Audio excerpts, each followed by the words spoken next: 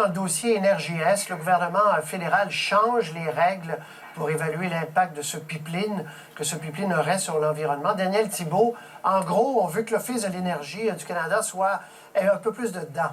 Oui, c'est ça. Un peu plus de poigne en attendant de revoir tout le processus d'évaluation environnementale. Ce qu'on a annoncé aujourd'hui, ça va s'appliquer aux projets qui sont déjà sur la table à dessein. Ça inclut Énergie-Est, bien sûr. Et donc, on propose, entre autres, plus de consultations auprès des Autochtones, plus de participation du public aussi durant les audiences. Et on va mesurer les émissions de gaz à effet de serre qui sont liées au projet en amont, donc à l'extraction des ressources. Et ça va être rendu public et inclus dans tout le processus d'évaluation.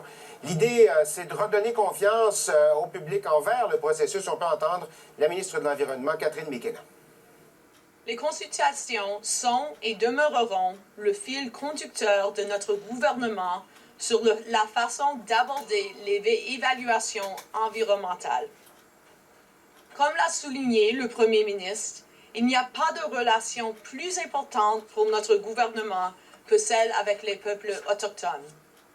Bon, chez l'opposition, il y en a qui disent c'est trop, d'autres qui disent pas assez. Oui, c'est ça. Des deux côtés, l'NPD dit, écoutez, les libéraux avaient promis en campagne une refonte complète du système, c'est ce qui devrait s'appliquer. Les conservateurs, eux, disent, le système qui est en place, il fait l'affaire, d'autant plus que c'est leur système, c'est eux qui l'avaient adopté. On peut entendre là-dessus la réaction que vient tout juste de donner Stephen Blaney. Fait que là, aujourd'hui, les libéraux essaient en quelque sorte de réinventer le bouton à 4 trous.